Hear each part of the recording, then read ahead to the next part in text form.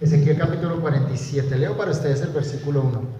Me hizo volver luego a la entrada de la casa, y aquí aguas que salían de debajo del umbral de la casa hacia el oriente, porque la fachada de la casa estaba al oriente y las aguas descendían de debajo, hacia el lado derecho de la casa al sur del altar. Y me sacó por el camino de la puerta del norte y me hizo dar la vuelta por el camino exterior, fuera la puerta, el camino de la que mira al oriente, y vi que las aguas salían del lado derecho. Y salió el varón hacia el oriente, llevando un cordel en su mano, y midió 1000 codos, y me hizo pasar por las aguas hasta los tobillos. Midió otros 1000, y me hizo pasar por las aguas hasta las rodillas. Midió luego otros 1000, y me hizo pasar por las aguas hasta los lomos. Midió otros 1000, y era ya un río que yo no podía pasar, porque las aguas habían crecido de manera que el río no se podía pasar sino a nado. Y me dijo: ¿has visto, hijo de hombre? Después me llevó y me hizo volver por la ribera del río, y volviendo yo vi que en la ribera del río había muchísimos árboles a uno y a otro lado. Y me dijo: estas aguas salen a la región del oriente y descienden al Arabá, y entrarán en el mar, y entradas en el mar recibirán sanidad las aguas. Y toda alma viviente que nadare por doquiera, que entraren estos dos ríos, vivirá. Y habrá muchísimos peces por haber entrado allá estas aguas, y recibirán sanidad, y vivirá todo lo que entrare en este río. Y junto a él estarán los pescadores, y desde En-Gadi hasta En-Eglaim será su tendedero de redes. Y por sus especies serán los peces tan numerosos como los peces del mar grande. Sus pantanos y sus lagunas no se sanearán, quedarán para salinas. Y junto al río, en la ribera, a uno y otro lado, crecerá toda clase de árboles frutales. Sus hojas nunca caerán, ni faltará su fruto. A su tiempo madurará, porque sus aguas salen del santuario, y su fruto será para comer, y su hoja para medicina. Qué hermosa visión la que el Señor le mostró a Ezequiel, ¿no? Del templo escatológico, del último y final templo, que es una ciudad donde hay un gran río que la atraviesa. Un río, como acabamos de leer, que tiene abundantes aguas que producen limpieza, sanidad, salvación y abundancia. Esa fue la visión que el Señor le mostró a Ezequiel. Pero la buena noticia es que aquello que Ezequiel vio en visión, nosotros hoy lo experimentamos. Hoy eso es una realidad para nosotros. Isaías, capítulo 55, mencionando esas aguas también, dice lo siguiente. Isaías capítulo 55. A todos los sedientos, venid a las aguas, y los que no tienen dinero, venid, comprad y comed. Venid, comprad sin dinero y sin precio vino y leche. ¿Por qué gastáis el dinero en lo que no es pan, y vuestro trabajo en lo que no sacia? Oídme atentamente y comed del bien, y se deleitará vuestra alma con grosura. Inclinad vuestro oído y venid a mí, y vivirá vuestra alma, y haré con vosotros pacto eterno, las misericordias fieles de David.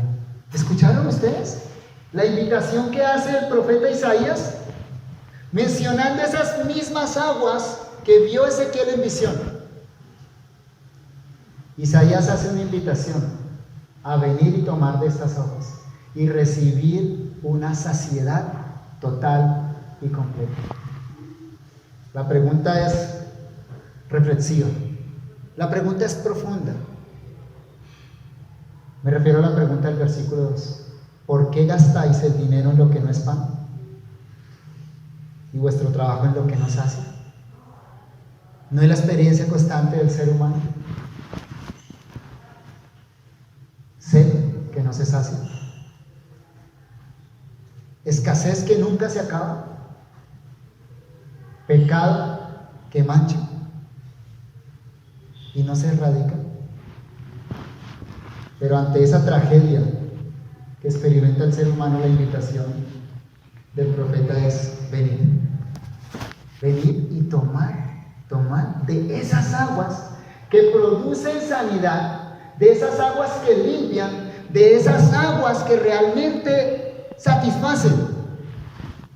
Y la gran noticia, la noticia preciosa, es que Isaías dice, no importa que no tengas dinero, estas aguas no se compran, estas aguas son gratuitas. Todo el que quiera, venga y tome de estas aguas. El profeta Zacarías también nos habla de esas aguas. Zacarías capítulo 13. Zacarías capítulo 13, versículo 1.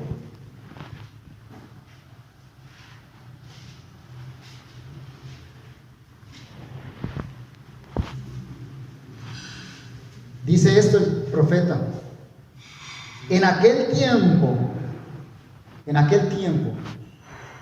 habrá un manantial abierto para la casa de David y para los habitantes de Jerusalén, para la purificación del pecado y de la inmundicia.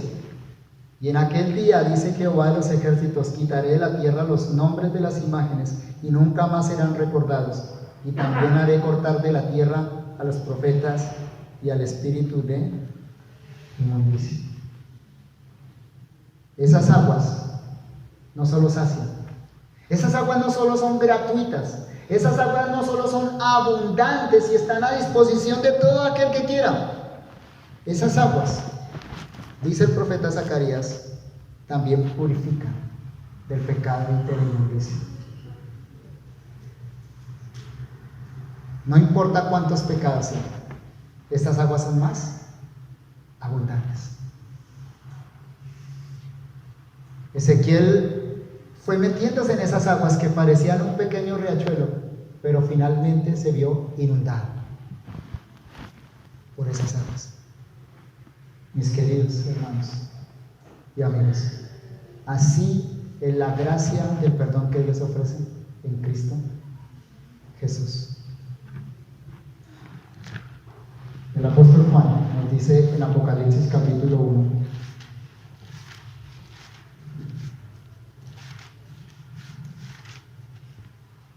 ya con una certeza de lo realizado, no con la expectativa de lo que habría de venir, como lo leímos en los profetas. Juan dice lo siguiente, Apocalipsis capítulo 1, versículo 4. Juan, a las 7 iglesias que están en Asia: gracia y paz a vosotros del que es y que era y que ha de venir, y de los 7 espíritus que están delante de su trono, y de Jesucristo, el testigo fiel, el primogénito de los muertos y el soberano de los reyes de la tierra. La Trinidad, en conjunto, obrando a favor del pecador. Dice esto el versículo 5: al que nos amó y nos lavó de nuestros pecados con su propia sangre.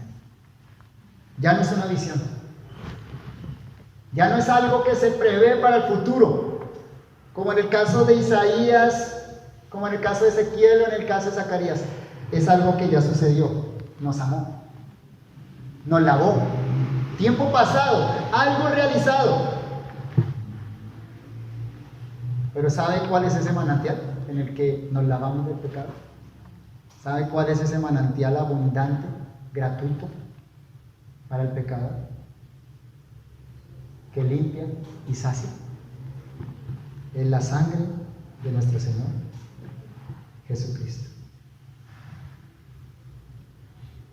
La invitación es la que hizo el profeta: ven y sé limpio de tu pecado en la sangre del Cordero.